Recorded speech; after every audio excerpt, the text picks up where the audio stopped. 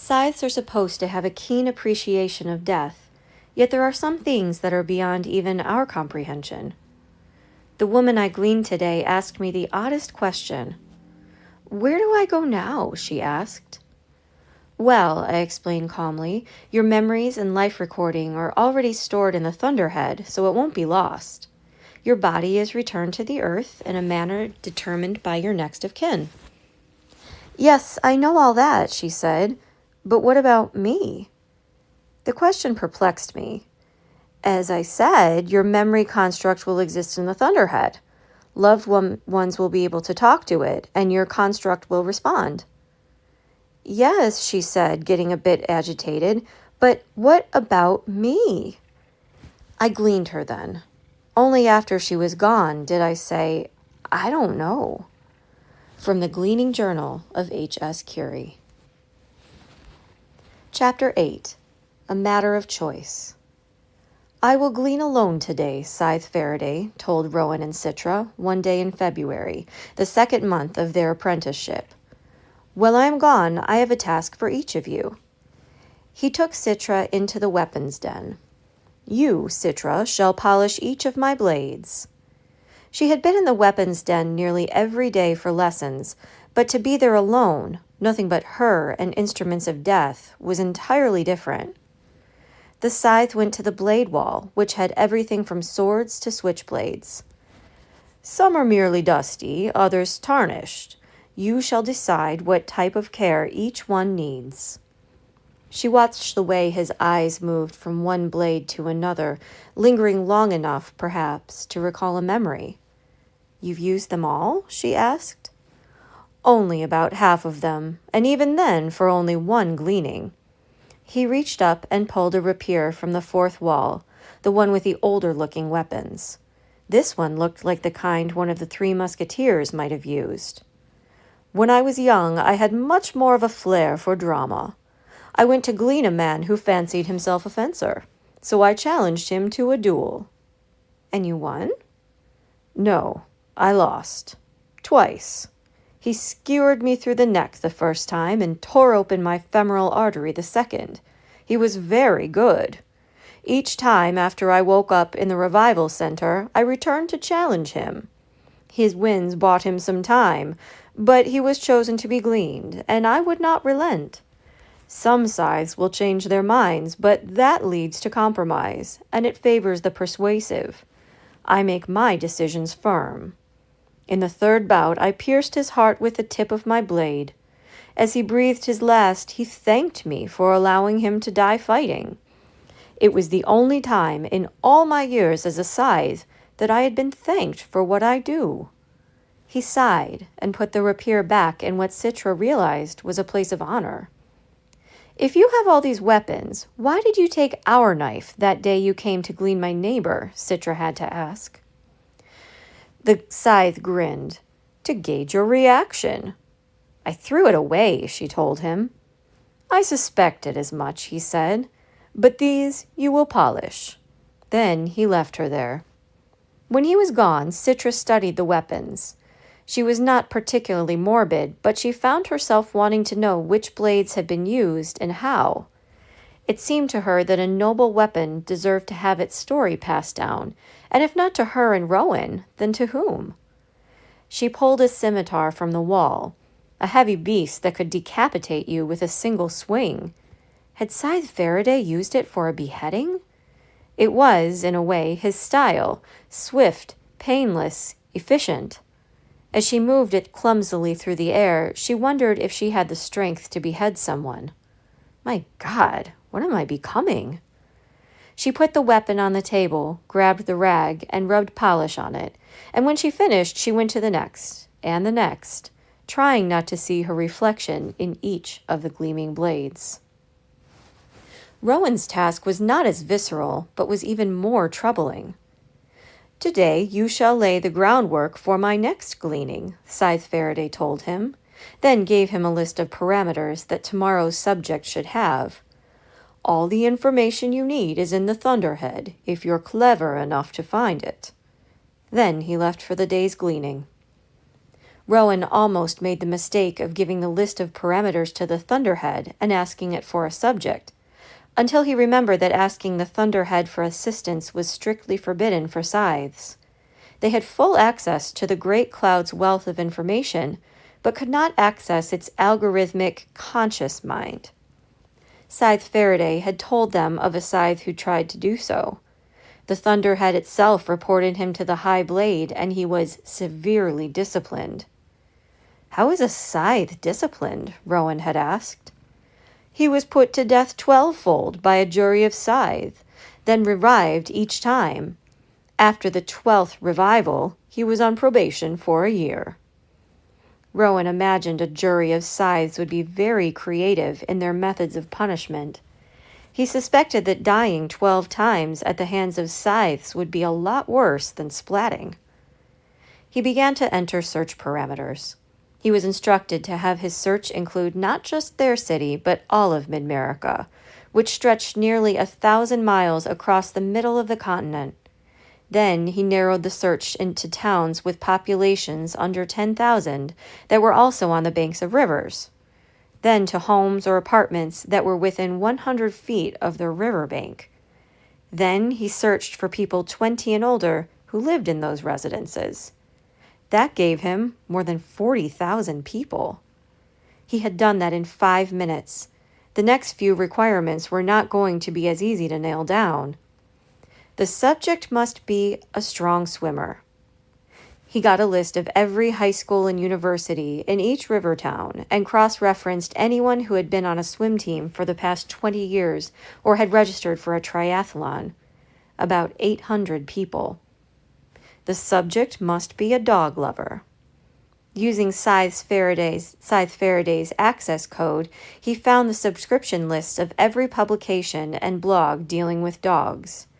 He accessed pet store databases to get a list of anyone who made regular purchases of dog food over the past few years. That brought the number down to 112 names. The subject must have a history of heroism in the non-professional capacity. He painstakingly searched for the words like hero, bravery, and rescue for all 112 names.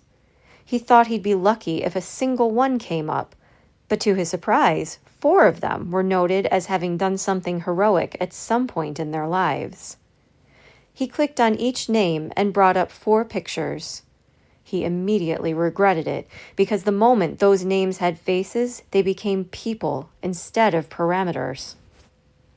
A man with a round face and a winning smile. A woman who could have been anyone's mother. A guy with a bad case of bed hair. A man who had looked like he hadn't shaved in 3 days. 4 people, and Rowan was about to decide which one would die tomorrow. He immediately found himself leaning toward the unshaven man, but realized he was showing a bias. A person shouldn't be discriminated against because he hadn't shaved for a picture. And he was ruling out the woman just because she was a woman? Okay then, the guy with the smile? But now was Rowan compensating by choosing the most pleasant-looking of them? He decided to learn more about each of them, using Faraday's access code to dig up more personal information than he really should have been allowed to. But this was a person's life he was dealing with. Shouldn't he use any means necessary to make his decision fair? This one had run into a burning building in his youth to save a family member. But this one had 3 young kids. But this one volunteers at an animal shelter. But this one's brother was gleaned just 2 years ago. He thought each fact would help him, but the more he came to know about each of them, the harder the decision became. He kept digging into their lives, getting more and more desperate, until the front door opened and Scythe Faraday returned. It was dark out. When had night fallen? The Scythe looked weary, and his robes were splattered with blood.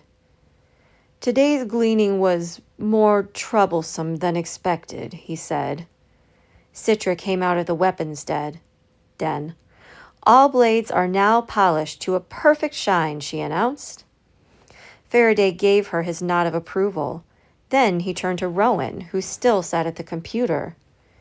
"And who do we glean next?"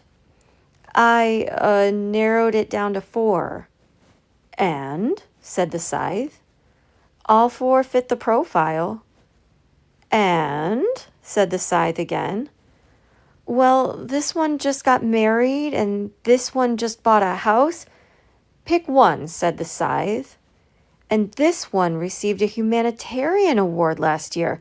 "Pick one!" yelled the Scythe, with a ferocity Rowan had never heard from the man. The very walls seemed to recoil from his voice. Rowan thought he might get a reprieve, as he had when Faraday asked him to hand the woman that cyanide pill. But no, today's test was very different. Rowan looked to Citra, who still stood in the doorway of the weapons den, frozen like a bystander at an accident. He was truly alone in this awful decision. Rowan looked to the screen, grimacing, and pointed to the man with bed hair. "Him," Rowan said. "Glean him." Rowan closed his eyes. He had just condemned a man to death because he'd had a bad hair day. Then he felt Faraday put a firm hand on his shoulder. He thought he'd get a reprimand, but instead the Scythe said, "Well done." Rowan opened his eyes. "Thank you, sir." "Were this not the hardest thing you'd ever done, I'd be concerned." "Does it ever get easier?" Rowan asked. "I certainly hope not," the Scythe said. The following afternoon, Bradford Ziller returned from work to find a Scythe sitting in his living room. The Scythe stood up as Bradford entered. His instincts told him to turn and run, but before he did, a teenage boy with a green armband, who had been standing off to the side, closed the door behind him. He waited with increasing dread for the Scythe to speak, but instead the Scythe gestured to the boy, who cleared his throat and said, "Mr. Ziller, you've been chosen for gleaning." "Tell him the rest, Rowan," said the Scythe patiently. "I mean to say that I chose you for gleaning." Bradford looked between the two of them, suddenly deeply relieved, because this was clearly some kind of joke.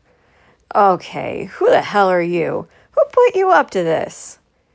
Then the Scythe held up his hand, showing his ring, and Bradford's spirits fell again like the second drop of a roller coaster. That was no fake. It was the real thing. "The boy is one of my apprentices," the Scythe said. "I'm sorry," said the boy. "It's not personal. You just fit a certain profile. Back in the age of mortality, lots of people died trying to perform rescues. A lot of them were people who jumped into flooded rivers to save their pets. Most of them were good swimmers, but that doesn't matter in a flood." "The dogs," thought Bradford. "That's right, the dogs." "You can't hurt me," he said. "You do, and my dogs will rip you to pieces." But where were they? Then a girl came out of his bedroom, wearing the same armband as the boy. "I sedated all 3, she said. "They'll be fine, but they won't be bothering anyone." There was blood on her arm, not the dog's, but her own. They had bitten her. Good for them. "It's not personal," the boy said again. "I'm sorry." "One apology is enough," the Scythe told the boy, "especially when it's genuine." Bradford guffawed, even though he knew this was real. He just somehow found this funny. His knees weak, he settled onto the sofa, and his laughter resolved into misery. How is this fair? How is any of this fair? But then the boy knelt down before him, and when Bradford looked up, he was caught by the boy's gaze. It was as if he were looking into the eyes of a much older soul. "Listen to me, Mr. Ziller," the boy said. "I know you saved your sister from a fire when you were my age. I know how hard you struggled to save your marriage, and I know you think that your daughter doesn't love you, but she does." Bradford stared at him, incredulous. "How do you know all this?" The boy pursed his lips. It's our job to know. Your gleaning won't change any of that. You lived a good life. Scythe Faraday he's here to complete it for you. Bradford begged to make a phone call, pleaded for just one more day, but of course, those things were not granted. They said he could write a note, but he couldn't bring himself to find anything to write. I know how that feels, the boy told him. How will you do it? He finally asked them. The Scythe responded, I have chosen for you a traditional drowning. We shall take you to the river. I shall submerge you until your life leaves you. Bradford clenched his eyes. I've heard that drowning is a bad way to go. Can I give him some of the stuff I gave the dogs? The girl asked. Knock him out so that he'll already be unconscious? The Scythe considered it and nodded. If you choose, we can spare you the suffering. But Bradford shook his head, realizing he wanted every second he had left. No, I want to be awake. If drowning was to be his last experience, then let him experience it. He could feel his heart beating faster, his body trembling with the surge of adrenaline. He was afraid, but fear meant he was still alive. Come then, the Scythe told him gently. We'll all go down to the river together. Citra was awed by how Rowan handled himself. Although he began a little shaky when he first spoke to the man, he took charge. He took reins of that man's fear and gave him peace. Citra only hoped that when it came her turn to make a choice, she could keep her composure as well as Rowan had. All she had done today was tranquilize a few dogs. Sure, she got bitten in the process, but it was nothing, really. She tried to convince Faraday to take the dogs to a shelter, but he wouldn't have it. He did allow her to call the shelter to come for the dogs, and the coroner to come for the man. The Scythe offered to take her to a hospital for some speed healing of the dog bite on her arm, but she declined. Her own nanites would heal it by morning, and besides, there was something compelling about the discomfort. She owed it to the dead man to hurt a little for him. That was impressive, she told Rowan on the long ride home. Yeah, right until I puked on the riverbank. But that was only after he was gleaned, Citra pointed out. You gave that man strength to face death. Rowan shrugged. I guess. Citra found it both maddening and endearing how modest he could be.